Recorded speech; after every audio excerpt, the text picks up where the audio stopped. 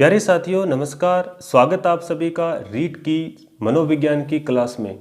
तो साथियों आज की क्लास में हम करने वाले हैं सुपर 30 इंपॉर्टेंट क्वेश्चन बाल विकास एवं शिक्षा शास्त्र से, जिसमें मैंने संपूर्ण पाठ्यक्रम को शामिल करते हुए रीट परीक्षा के लेवल पर प्रश्न तैयार किए हैं।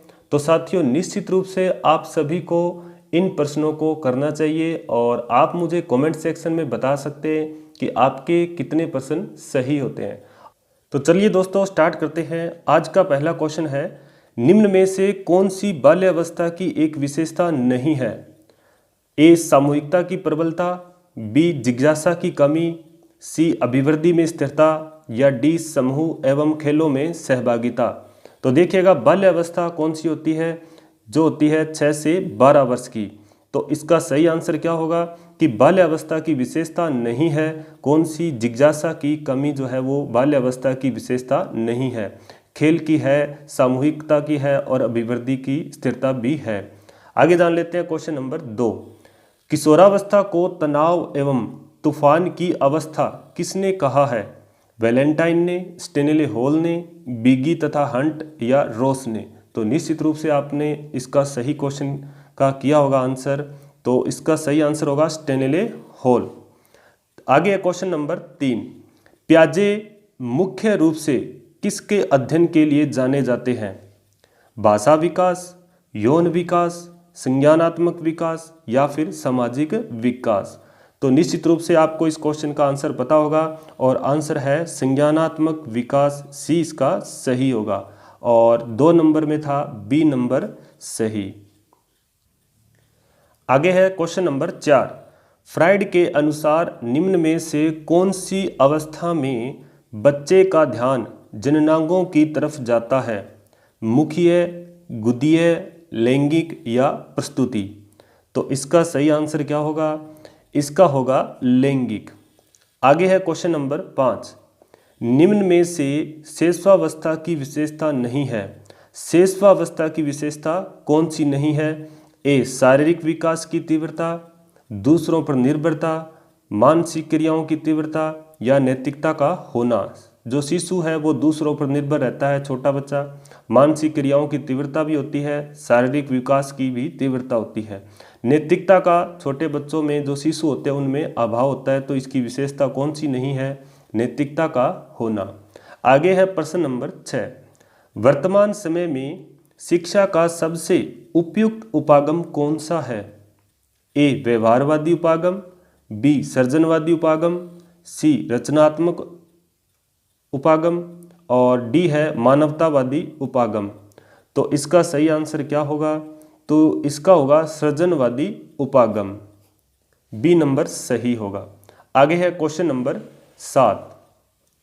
एक अनुक्रिया का अनुसरण करती घटना जो अनुक्रिया के घटित होने की प्रवृत्ति को शक्ति देती है। ए विश्वसनीयता, बी परिपक्वता, सी प्रबलन या डी कुंठा। तो देखिएगा एक अनुक्रिया का अनुसरण करती घटना जो अनुक्रिया के घटित होने की प्रवृत्ति को शक्ति देती है। अनुक्रिया के घटित होने की शक्ति को प्रवृत्ति क्या देती है? शक्ति देती है। तो इसका सही आंसर होगा प्रबलन। प्रबलन मिलने के बाद क्या मिलती है? अनुक्रिया के घटित होने की प्रवृत्ति को शक्ति मिलती है। तो इसका सी सही होगा। नेक्स्ट आगे है क्वेश्चन नंबर 8। निम्नलिखित संरचनाओं में से शिक्षा का अधिकार अधिनियम 2009 किसकी वकालत करता है? ए मुख्य धारा शिक्षा या पृथक्करण, सी एकीकृत शिक्षा या डी है समावेशी शिक्षा। तो देखिएगा इसका सही आंसर क्या होगा? इसका होगा समावेशी शिक्षा। आगे है क्वेश्चन नंबर 9। अनुसंधान में चिंतन प्रक्रिया होती है। अनुसंधान में चिंतन की प्रक्रिया होती है वैज्ञानिक चिंतन, विकेंद्रीय चिंतन, प्रावर्तित चिंतन या उपरोक्त सभी। तो इसका सही आंसर होगा उपरोक्त सभी। वैज्ञानिक चिंतन भी होगा, विकेंद्रीय चिंतन भी होगा या प्रावर्तित चिंतन भी होगा। तो इसके सभी क्या है? सही है। आगे है क्वेश्चन नंबर 10। गणित, विज्ञान, व्याकरण जैसे कठिन विषयों के लिए कौन सा सिद्धांत बहुत लाभप्रद है यानी बहुत ज़्यादा लाभकारी है?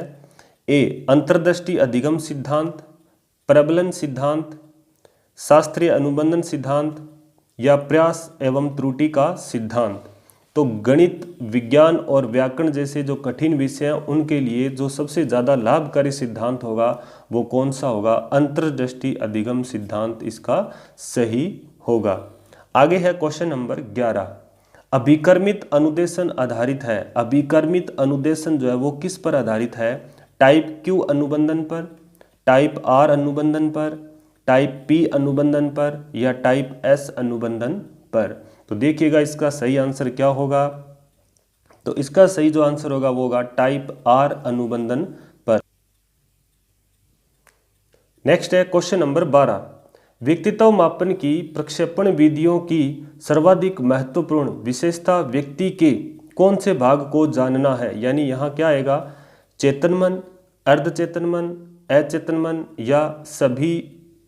तो देखिएगा इसका सही आंसर क्या होगा। तो इसका सही जो आंसर होगा वो होगा अचेतन मन। व्यक्तित्व मापन की जो प्रक्षेपण विधियां हैं उसका सर्वाधिक महत्वपूर्ण विशेषता यही है कि व्यक्ति के अचेतन मन को जानना है। किसमें? व्यक्तित्व मापन की प्रक्षेपण विधियों में। आगे देखिएगा क्वेश्चन नंबर 13। CAT कैट किसके लिए तैयार किया गया है? यानी ये CAT प्रक्षेप जो है वो प्रक्षेपण विधियों में ही शामिल है। CAT, TAT ये सारे कौन से है? प्रक्षेपण विधि हमें। देखिएगा 40 से 60 वर्ष की आयु, 3 से 11 वर्ष की आयु, 25 से 30 वर्ष की आयु, 60 से 80 वर्ष की आयु। तो देखिएगा यहाँ C से यानी चिल्ड्रन यानी 3 से 11 वर्ष की आयु। तो इसका सही आंसर क्या होगा? C होगा 3 से 11 वर्ष की आयु। आगे है प्रश्न नंबर 14। कौन सा पद गिलफोर्ड के सिद्धांत से संबंधित नहीं है? गिलफोर्ड के जो सिद्धांत है उससे संबंधित कौन सा नहीं है इन पदों में से? संक्रिया, लाभ, विषय वस्तु या उत्पादन? तो इसका सही जो आंसर होगा वो होगा बी यानी लाभ। आगे है क्वेश्चन नंबर 15। स्पीयरमैन के अनुसार सभी संज्ञानात्मक कार्यों में शामिल मानसिक ऊर्जा या क्षमता को क्या नाम दिया गया है? ए पी कारक, एस कारक, आर कारक या जी कारक? तो स्पीयरमैन के अनुसार जो है वो एक तो था एस कारक और एक था जी कारक। तो उसमें से सभी संज्ञानात्मक कार्यों में शामिल मानसिक कार्यों या क्षमता को क्या नाम दिया गया? उसका नाम दिया गया दोस्तों जी कारक। आगे है प्रश्न नंबर 16। आरबी केटल की तरल बुद्धि तुल्य है। आरबी केटल की जो तरल बुद्धि है वो किसके तुल्य है? वंशानुगत कारकों के, पर्यावरणीय कारकों के, बौद्धिक कारकों के या सामाजिक कारकों के? तो इसका जो सही आंसर होगा वो होगा वंशानुगत कारकों के। आरबी केटल की तरल बुद्धि जो तुल्य है वो होगा वंशानुगत कारकों के।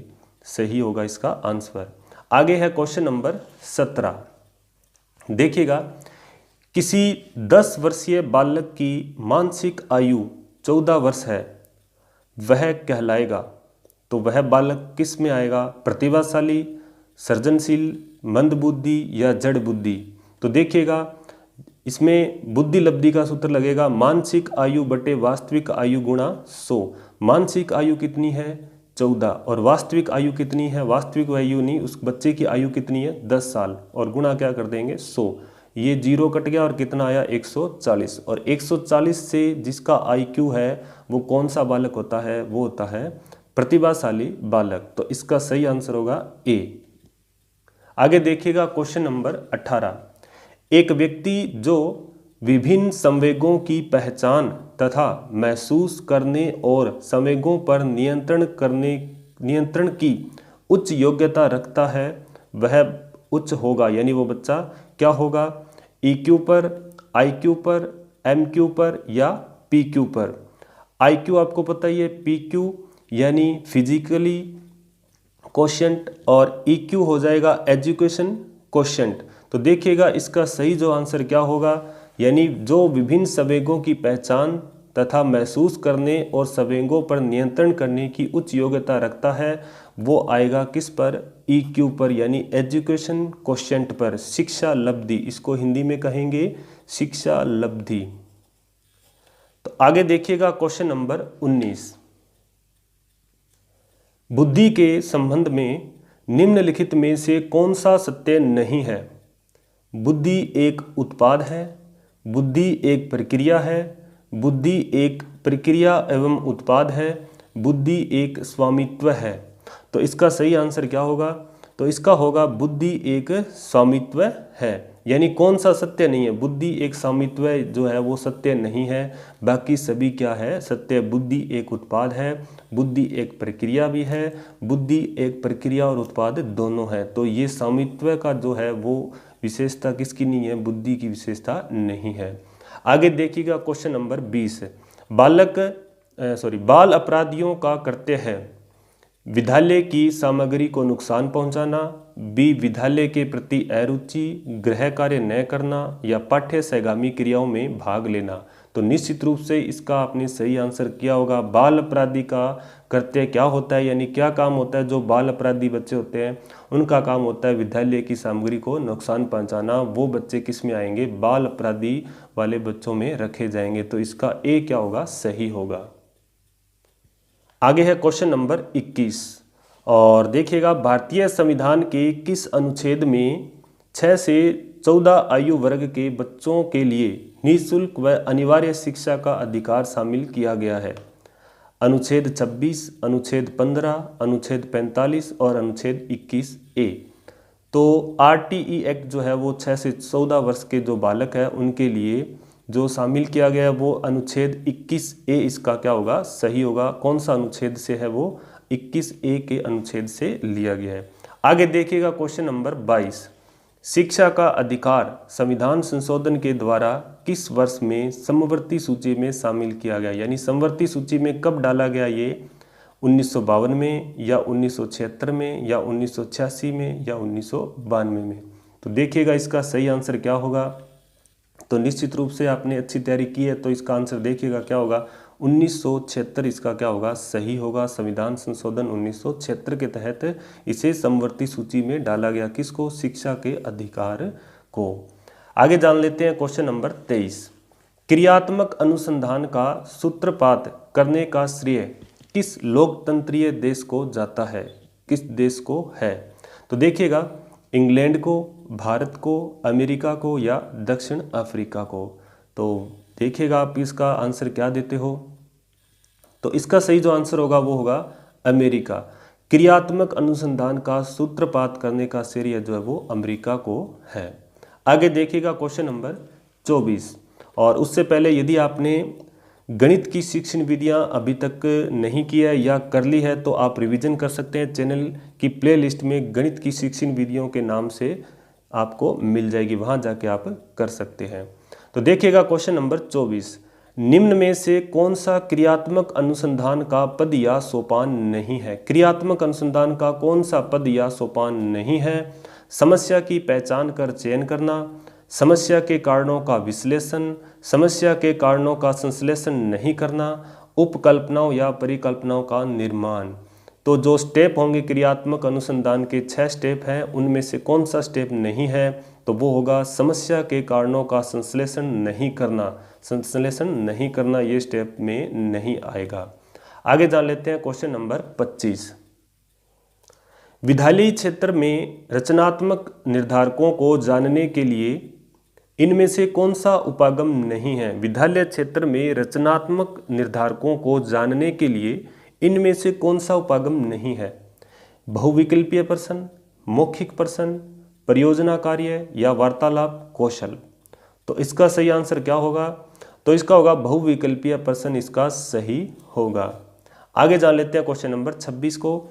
इनमें से कौन सा पाठ्यचर्या NCF 2005 का मार्गदर्शी सिद्धांत नहीं है? देखिएगा, ज्ञान को स्कूल के बाहरी जीवन से जोड़ना, अंग्रेजी भाषा में शिक्षा देना, पढ़ाई को रटंत प्रणाली से मुक्त कराना, या बच्चों को चहुमुखी विकास के अवसर उपलब्ध कराना। तो NCF जो सिद्धांत है उसमें कौन सा नहीं है? उसमें होगा अंग्रेजी भाषा में शिक्षा देना, ये जरूरी नहीं है, बाकी सभी इसके सही होंगे। अभिप्रेरणा को अधिगम का आधार कहा है? आगे है क्वेश्चन नंबर 27। अभिप्रेरणा को अधिगम का आधार कहा है? किसने? सोरेनसन ने, हरलोक ने, वैलेंटाइन ने या फिर वॉटसन ने। तो अभिप्रेरणा को अधिगम का आधार कहा है किसने? सोरेनसन ने इसका सही आंसर होगा।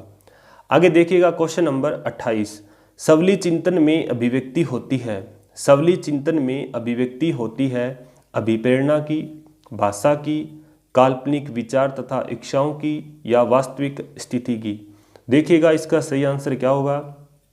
तो इसका सही जो आंसर होगा वो होगा काल्पनिक विचार तथा इच्छाओं की सबली चिंतन की अभिव्यक्ति होती है किसमें? काल्पनिक विचार तथा इच्छाओं की। आगे जान लेते हैं क्वेश्चन नंबर 29। चिंतन प्रारंभ होने के लिए क्या आवश्यक है? यानी चिंतन प्रारंभ होगा तो उसके लिए क्या जरूरी है? पूर्वानुभव, भाषा, तर्क या फिर समस्या। तो निश्चित रूप से आपने इसका आंसर बिल्कुल सही किया है। कौन सा? समस्या। समस्या होगी तभी क्या होगा? चिंतन होगा। समस्या के बगैर चिंतन नहीं होगा।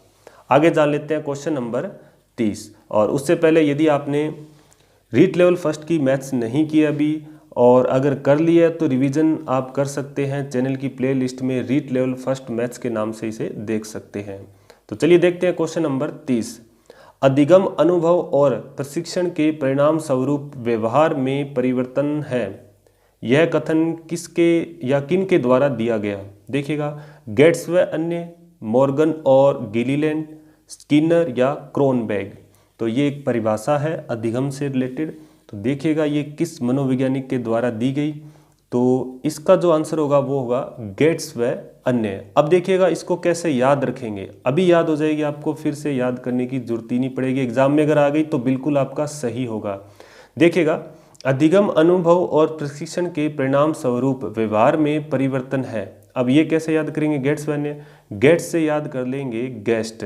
क्या कर लेंगे याद? गेस्ट। घर में क्या आते हैं? हमारे गेस्ट आते हैं। तो हमारे जो व्यवहार में है वो क्या हो जाता है? परिवर्तन हो जाता है। आइए जी, बैठिए जी, खाइए जी, पीजिए जी। तो क्या हो जाता है? व्यवहार में परिवर्तन हो जाता है। किस में? अधिगम अनुभव और प्रशिक्षण के परिणाम स्वरूप, यानी गेस्ट के आने के परिणाम स्वरूप, गेस्ट के घर पे आने के परिणाम स्वरूप व्यवहार में क्या हो जाता है? परिवर्तन हो जाता है। तो यही है गेट्स व अन्य ने ये कथन कहा है। तो दोस्तों ये थे आज के सुपर 30 क्वेश्चन और निश्चित रूप से आपने सभी क्वेश्चन सही किए होंगे। और आप कमेंट सेक्शन में बताइएगा आपकी मेरे द्वारा ये किया गया प्रयास आपको कैसा लगा। और अगर अच्छा लगा हो तो वीडियो को लाइक कीजिएगा और अगर चैनल पर पहली बार है तो चैनल को सब्सक्राइब कीजिएगा। मिलते हैं नेक्स्ट वीडियो में, तब तक के लिए जय हिंद, जय भारत।